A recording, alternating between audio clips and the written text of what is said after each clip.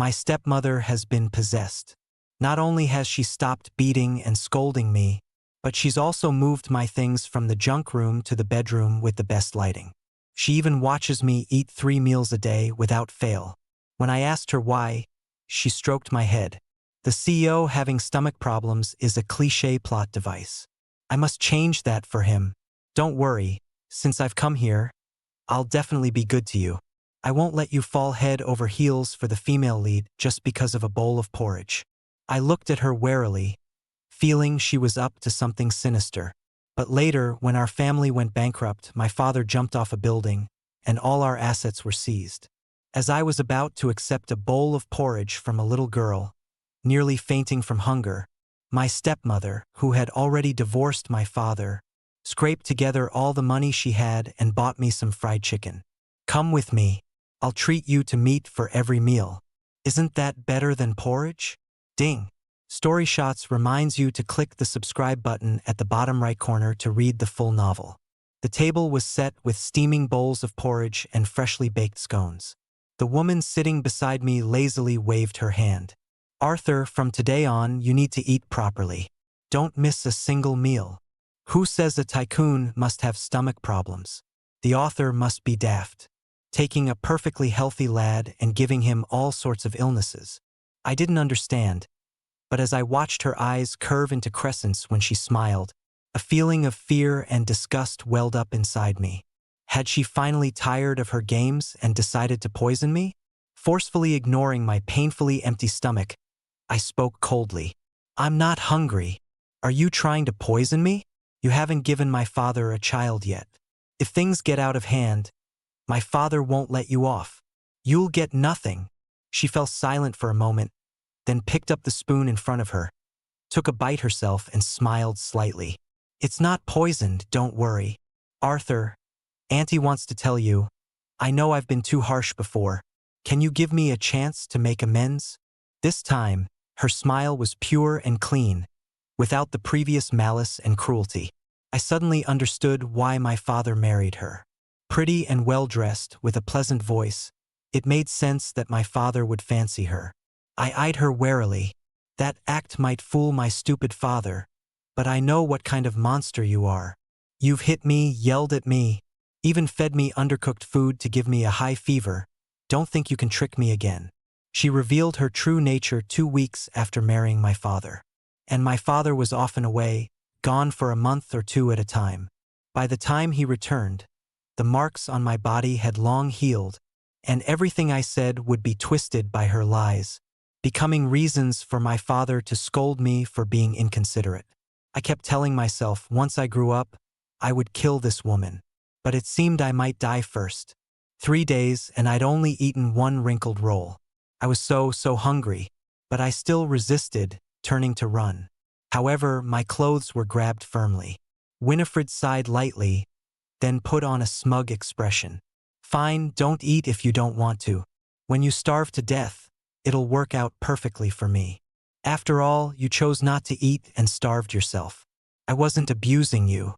I can easily clear myself of responsibility when your father asks. How vicious. I glared at Winifred, grabbing a scone and stuffing it into my mouth. Still, I didn't forget to speak harshly. I don't know what trick you're trying to pull, but I'm not easy to bully. She helplessly held her head, mumbling very quietly. Of all the places to end up, why did I have to be the evil stepmother? Now it's so difficult just to try and cure the protagonist's stomach problems. If I told him that my body now houses a different soul, even an 8-year-old wouldn't believe me, would they? A different soul? Indeed, I wouldn't believe it myself. But today, she was acting so strangely, nothing like her former self. I grunted grumpily, grabbed 2 more scones, and ran back to my room. Looking at the pile of mobile phones, computers, and tablets, with all sorts of dazzling games, I just wanted to smash them all to pieces. Ever since that night when my dad caught me obsessed with gaming at 1 a.m. and gave me a harsh scolding, I lost interest in all these things. But Winifred was displeased and kept trying to tempt and provoke me. I remained unmoved, focusing on my studies. When she wouldn't let me, I'd study under the covers with a torch at night. She started hitting and scolding me, mocking me as a fool who couldn't even understand games. You're just as stupid as your birth mother who jumped off a building. Your father is out there living it up and having fun. You're his son. Can't you show some spirit and learn from him? I hated her so much, but there was nothing I could do. Even my chance to participate in the maths competition was taken away. Knock, knock, knock. The knocking startled me, and Winifred's voice came from behind the door. Arthur, can I come in? No. Before I could finish, the door opened. Winifred said with a smile, It's such nice weather today. Do you want to play some games? Games again. She clearly couldn't stand that I might compete in the competition and was trying everything to ruin me. I stared at her fiercely. No, I don't want to play games. Winifred, that's enough. I won't let you have your way. But she seemed to miss my anger, still smiling sweetly. You'll regret it if you don't play. If you guess which hand Auntie is holding this paper ball in, Auntie will give you a big prize. She swapped the paper ball between her hands behind her back, then held out her fists, looking expectant. I found it utterly boring, but I also understood the threat in her tone. I pointed randomly to one side. Right hand. She opened her palm, unfolding the paper ball that lay there. Congratulations, young Arthur Fletcher. You've won a place in the National Primary School Mathematics Competition. The competition is tomorrow, so hurry and pack your things. We leave first thing in the morning. Future financial whiz, I know you've been dreaming of studying maths and finance. Don't let me down now. Hearing these words, my confusion outweighed my happiness. This was Winifred Carpenter, the Winifred Carpenter who wanted nothing more than to see me fail. How could she possibly want me to enter the competition? Surely she'd prefer to see me struggle and amount to nothing. I looked up, staring intently into her eyes, searching for any hidden agenda. But there was nothing. What are you really up to? I've already said that as soon as I'm of age, I'll leave home. I won't take a penny of the family fortune. So why won't you just leave me alone? I exclaimed, my eyes welling up despite my best efforts. If only my mum were still here. Surely I wouldn't be bullied like this. Winifred's expression flickered momentarily before she continued in her smug, threatening tone. Well, you're not my flesh and blood, am I? So I've no intention of leaving you be. If you don't go, I'll tell your father you lack ambition and do nothing but play video games all day. Such words might frighten a 7-year-old, but I was already 8. Clearly, Winifred would never change. And yet, this was my last chance. I didn't want to miss it. I'll go, I declared. She pursed her lips, suppressing a smile. As she left, I caught a glimpse of an identical slip of paper clutched in her left hand. It truly was a stepmother's behavior. Knowing I had just recovered from a high fever, she still made me move rooms by myself. After I had exhausted myself moving all my old clothes to the south-facing spare bedroom, I found Winifred Carpenter cooking in the kitchen. Either the sun was rising in the west, or Winifred was up to no good again. But when the food was served, I was bewildered to see a table full of mild, easily digestible dishes. A long time ago, when my memory was still incomplete, I remember my mother telling me that I had congenitally fragile intestinal mucosa and couldn't eat spicy or raw, hard foods. However, after Winifred became my stepmother, she insisted that Mabel Chamberlain cook spicy, stimulating ingredients every day. To please her, Mabel would even spread a thick layer of mustard in my bowl. Once, after eating, I was in so much pain that I broke out in a cold sweat and begged Winifred to take me to the hospital. But Winifred just mocked me from on high.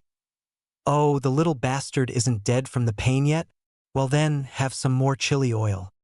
The memories were vivid, but this time, the table was full of stomach-soothing foods, and Mabel Chamberlain had disappeared from the house.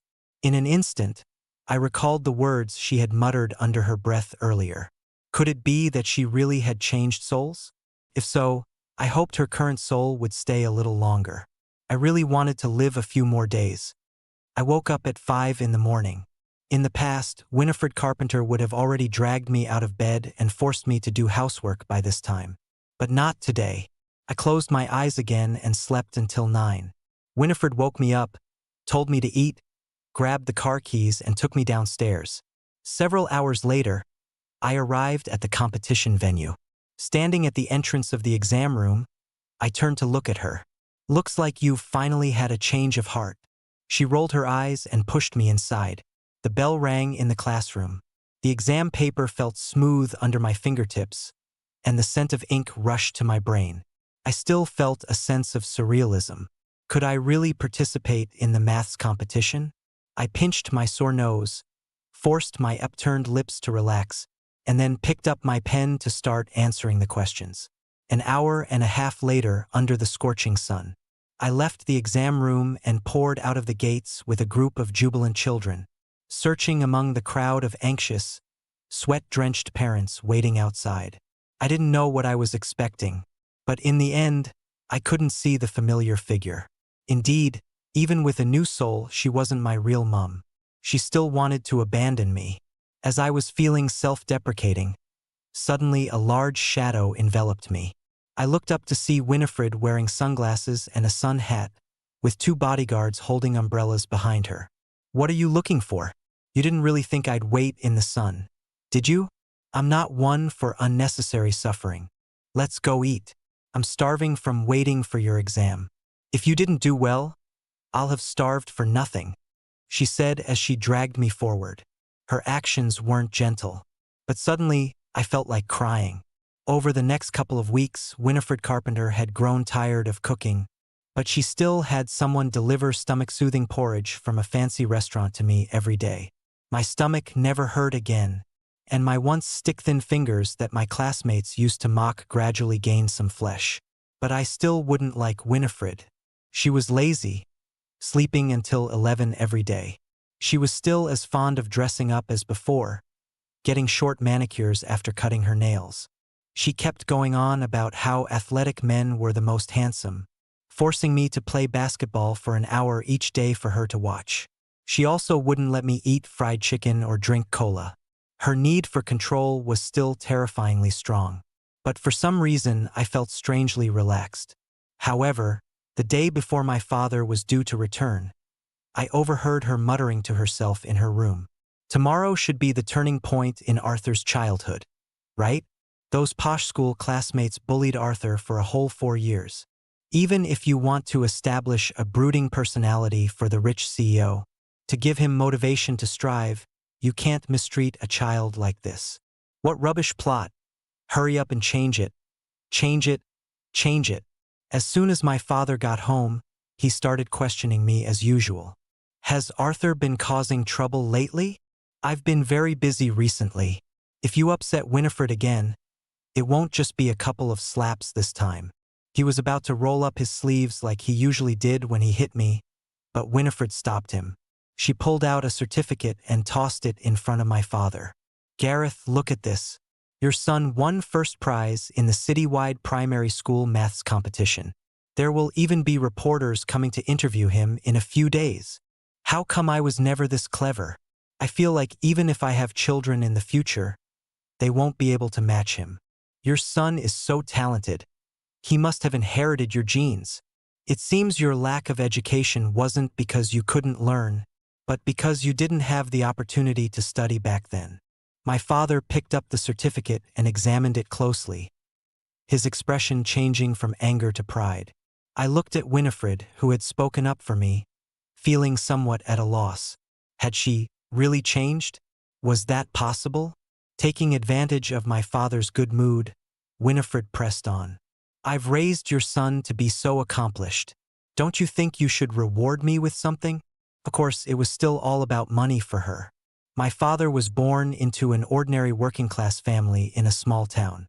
His family wasn't wealthy, and he had no talent for academics, so he dropped out of secondary school to find work.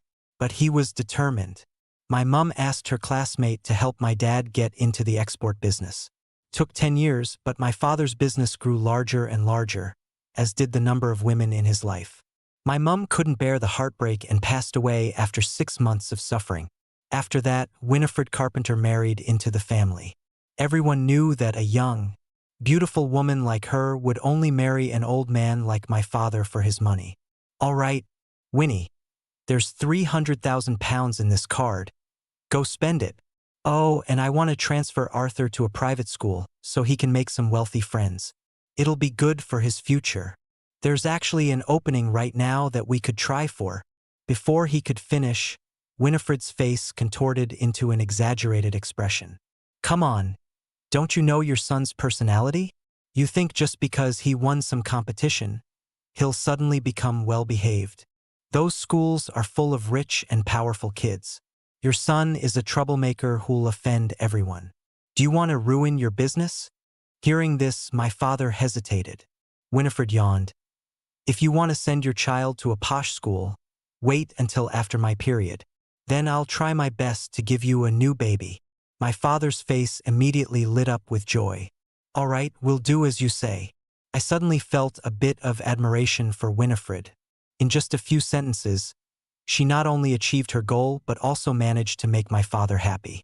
He even promised on the spot to transfer another 100,000 pounds to the card tomorrow as Winifred's pregnancy preparation fund. I'm exhausted today. I'm going to rest now. You sleep in the guest room later. Don't wake me up. My father waved his hand and headed upstairs. Behind his back, Winifred raised her eyebrows triumphantly. Thank goodness I said I was on my period. Otherwise I'd have to sleep with that old man. What a waste that would be. I'd better save up more money for your poor son before you go bankrupt. She said this last bit so quietly that only I heard it. Arthur Fletcher was right. My father is indeed a scoundrel. Mum could see threatening text messages from different women almost every day. Later, Dad became even more outrageous, even bringing women home and living with them in front of Mum.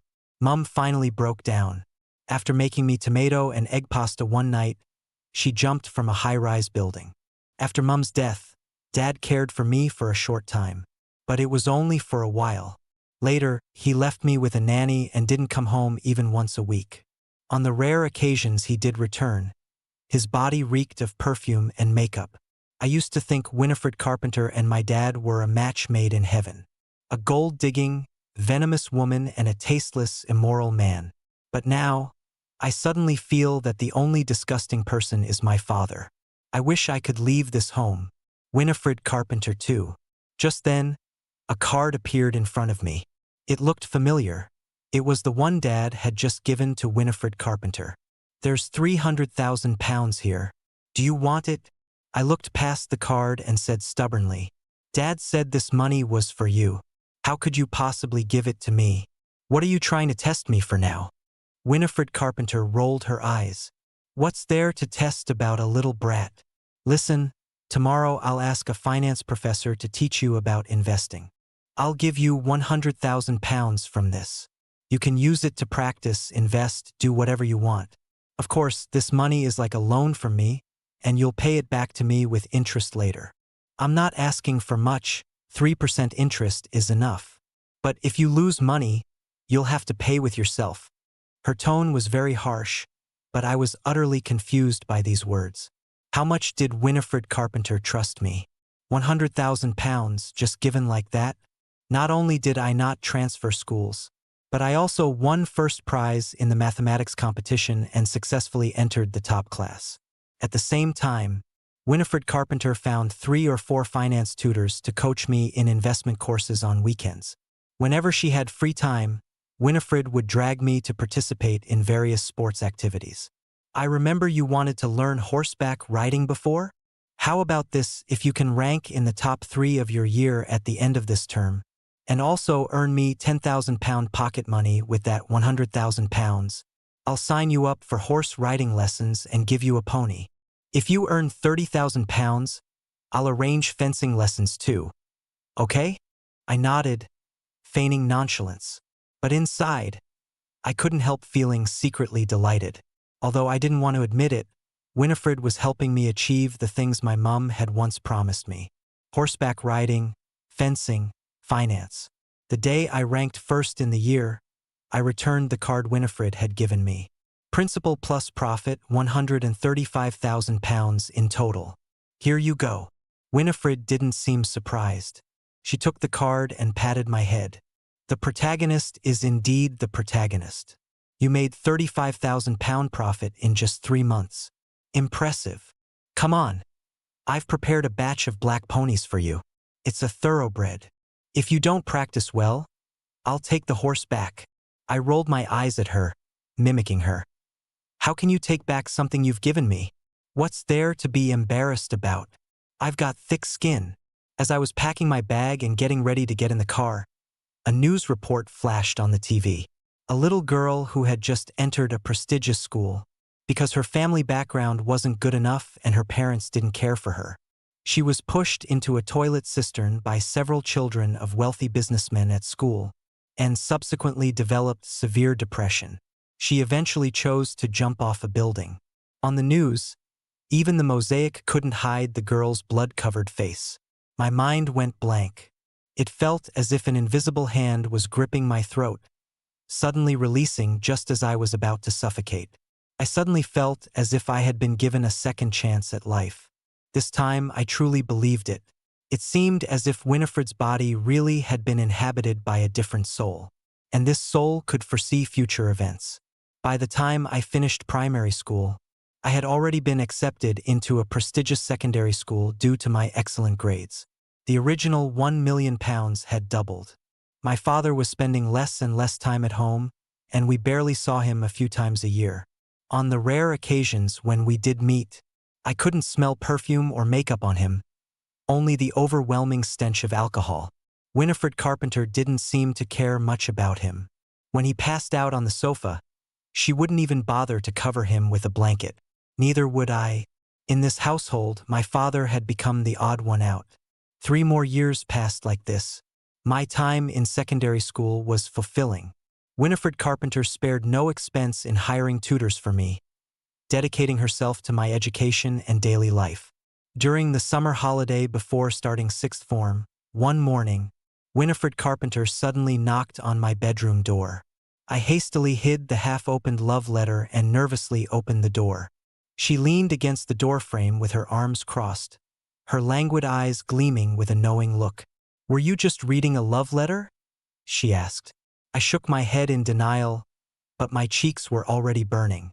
She glanced at the freshly sealed envelope on my desk and spoke in a serious tone. "Do you have a stable job?" I found the question odd. "No, of course not." She continued, "Do you have any plans for your future?" I shook my head again. "No." She pressed on. "Can you be true to yourself, exercise self-discipline, and guarantee that you'll never let this girl down for the rest of your life?" I looked at her, bewildered. "I'm just receiving love letters, not writing them. Why are you asking all this?" She let out a slow, "Oh," then said with a smile, "It's even better if you don't like her.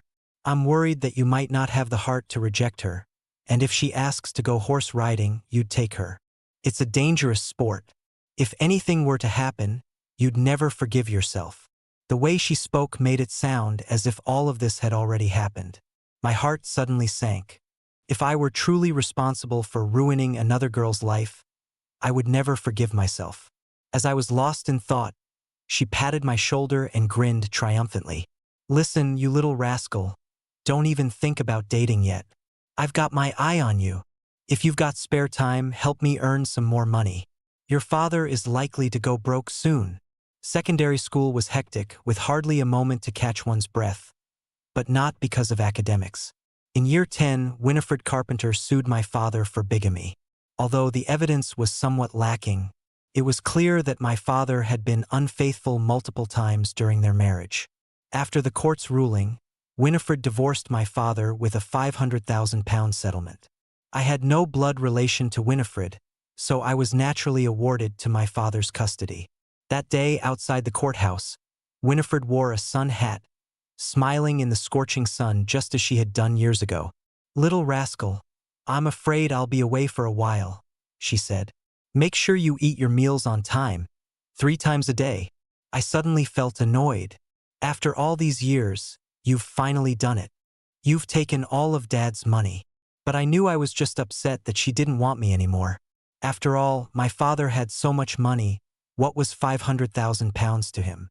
In year 11, my father went bankrupt. Our house and car were auctioned off. He disappeared, and I moved into the school dormitory. That weekend, over a dozen creditors unfurled banners at the school gates. Pay your debts. It's only right. May the deadbeat father and son rot in hell. Passers-by and classmates listened as our names blared from loudspeakers, their mocking and scornful gazes enveloping me. Only then did I learn that my father had been addicted to gambling in recent years. Not only had he embezzled from his company, but he had also racked up a mountain of debt. The money I earned in my spare time couldn't begin to fill the hole he dug. My life was laid bare by loan sharks. I approached the creditors proactively. They agreed that if I gave them £500,000 up front, they wouldn't bother me for the rest of secondary school. Fortunately, Winifred had left me £100,000 before she left. I had quintupled that principal over the years. But when I went to withdraw the money from the bank, the balance showed only a single zero. My mind went blank. Although Winifred had given me this card, I had changed the PIN several times. No one else knew it except me. But I had forgotten that my father was also a user on the account. After accruing his debts, he had left with everything that remained. Except for me. My father truly deserved to die. But before I could process it further, the creditors were already cursing impatiently outside. When I emerged empty-handed from the bank, a sharp knife awaited me. It was in a dark alley, the cold blade pressed against my throat. In that instant, the smell of blood filled my nostrils, and death's scythe hung suspended above my head. Two faces appeared in my mind. One was my mother's. The other was Winifred's. I closed my eyes in despair. Mum, why did you both abandon me?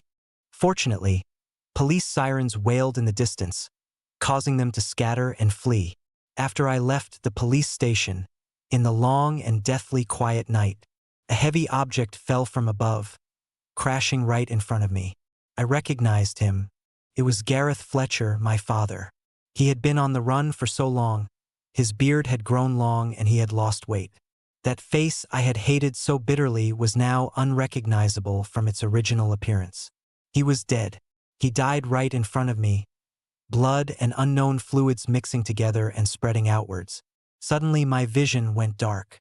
Memories came flooding back like a tidal wave, overwhelming me. I wanted to cry, to laugh, and finally just to have a good rest. In the last second before I lost consciousness, I heard Winifred Carpenter's words from years ago echoing in my ears. You need to have enough courage and confidence to face everything. When I regained consciousness, I was in a hospital room. The police told me that Gareth Fletcher owed too much money and was being chased by too many debt collectors to escape Westminster. He had been hiding in a homeless encampment under a bridge, enduring the stench and hunger. That night, he was discovered by his creditors and ran desperately until he reached a rooftop and jumped. He had committed suicide. Hearing this, I had little reaction. This was typical of Gareth Fletcher. Just as he had abandoned me before, he did so again. The money he owed wasn't just bank loans, but also various high-interest loans. The saying, "death cancels all debts," only applies to banks, not to loan sharks. I used all my money to rent a room right across from the police station. Day after day, I curled up in bed, listening to the footsteps coming and going outside. I was extremely anxious and couldn't sleep at night. Although I didn't want to admit it, I truly felt helpless. I kept reflecting on myself. Studying finance, horseback riding, mathematics, were any of these actually useful? If they were, how had I ended up unable to even leave my home? I hadn't eaten for 3 whole days. The stomach pain I hadn't experienced in nearly a decade returned with a vengeance. Meanwhile, my phone kept ringing incessantly with news notifications. The loan shark gang that had lent money to my father had been caught in one fell swoop, thanks to the tracking efforts of a concerned citizen. I also received a text from an unknown number, informing me that someone had repaid the principal to the loan sharks on my behalf, so I needn't worry about their harassment anymore. I wanted to laugh, but I didn't have the strength. It was on such a night, with the moon illuminating the entire landscape. I mustered all my remaining energy to leave my flat, only to collapse in the hallway from hunger. Footsteps slowly approached. Pure, innocent face appeared before me. Her voice carried a hint of excitement. Are you all right? Are you hungry? I've got some porridge at home. I'll go fetch you some right away." The girl hurried away. I wasn't sure if it was my imagination, but she seemed to be eyeing my face with a gleam in her eyes before she left. But I was too famished to think about anything else. The aroma of porridge gradually wafted over. I thought I saw a glimmer of hope for survival. I stared intently at her face. "What's your name? If I make it through this, I'll definitely." Just then, the sound of high heels echoed from behind me. The familiar rhythm came from downstairs. Winifred Carpenter, wearing a plain down jacket, looked at me with exasperation. "Really, Arthur? How pathetic can you be? Back home, I used to grind yams into powder to make your porridge. How can you settle for this plain white porridge?" At that moment, I couldn't help but tremble all over, finally unable to resist falling into her embrace. I choked out, "Why did you take so long to come, Mom?" Her body suddenly stiffened. Why are you crying? You're not the one in debt. The loan sharks won't do anything to you. Besides, I've been secretly having people protect you. You'll be fine. I didn't contact you because I was afraid I'd tip them off if I showed up. It's all right, don't be scared. I've already taken care of all of them. I just didn't expect you to be so foolish, not even knowing to save money." After saying this, she rummaged through her pockets again, finally pulling out a few crumpled 10-pound notes. "What a shame. All the money went to cleaning up after your father. How about we have one last wild night out? Come on, didn't you want fried chicken? I've agreed this time. From now on, even if I have to sell everything I own, I won't let my son go hungry again. I'll raise you, though I'm not so keen on raising you anymore. In court, when the judge asked who you wanted to live with, you actually said your father. I opened my mouth, but in the end just blushed and pushed her away. Who says you're my mum? I don't have such a money-grubbing mother who ran off with the cash as soon as she saw my dad was going bankrupt. In truth, I wanted to go with her too, but I was afraid I'd be a burden and ruin her life."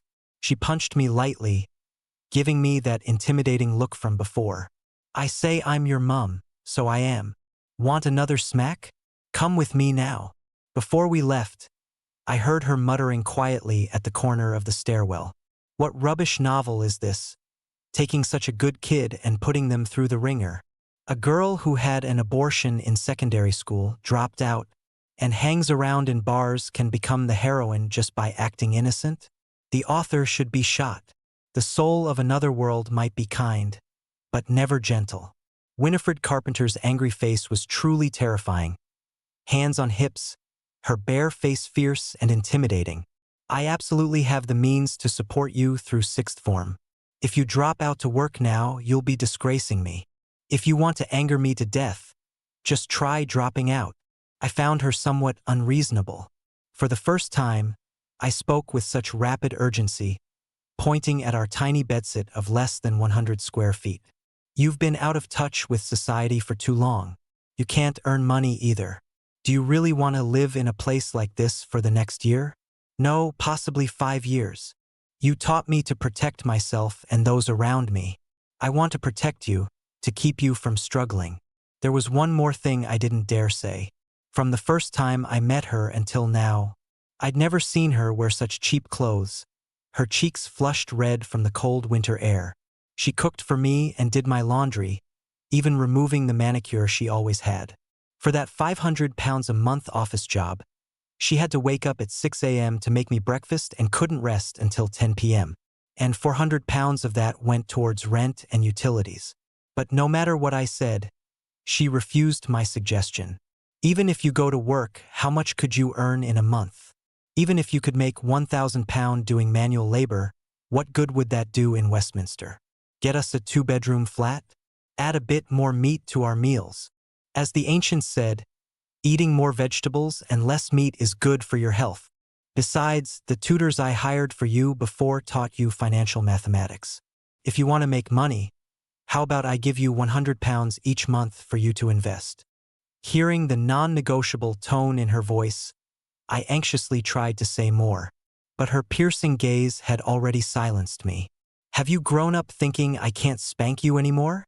I knew she wouldn't really hit me, but I couldn't bear to let her stay angry either.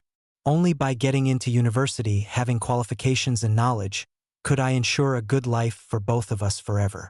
In the end, I nodded, fighting back the sting in my nose, and tightly grasped her hand.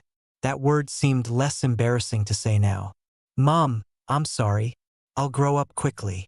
Winifred's suggestion that I study financial mathematics has indeed proved very useful. Although she could only spare £100 a month for me to invest, I was cautious and thoughtful in my decisions. By the time I started university, I had already earned £10,000. On the day of the exam, I bought her an umbrella. She walked me to the exam hall, sheltering us both. After the first exam finished, I wiped the sweat from my brow and strode out of the building with a light step. In the crowd, I immediately spotted her anxious face. I suddenly realized how much she had changed. Her once delicate features seemed to have gone without makeup for a long time. The moment she saw me, she appeared to breathe a sigh of relief, smiling as she waved the lunchbox in her hand. I gently patted her shoulder. Mom, I'll be able to take care of you soon. She rolled her eyes. You've still got a lot to learn, lad. I was accepted into the University of Beijing. During my 4 years at university, I had already earned £4 million. I had the ability and confidence to ensure that Winifred Carpenter wouldn't need to work anymore. I bought a small house in a relatively remote area of Westminster as our home. Soon after, I founded my own company, with a net profit of £20 million in the first year. That year, I ordered expensive new dresses for her and treated her to beautiful manicures. We moved to a larger house and hired 2 chefs. Years later, outsiders described me as the cold-hearted CEO of a business empire. But I still loved sitting with Winifred in the garden at sunset, leaning against the swing, listening to her strange mumblings. No wonder he's the male lead. His money-making ability is terrifying. He's never made a bad investment. It's fortunate I didn't have many relatives in my original world. Otherwise, I'd really miss that place. Raising a son feels so wonderful. That tiny little thing suddenly grows as tall as a mountain. I never imagined that my dream of counting money while lying in bed would come true so soon. But why hasn't this boy started dating yet? Surely stopping him from reading one love letter when he was young won't make him stay single forever? That would be such a shame.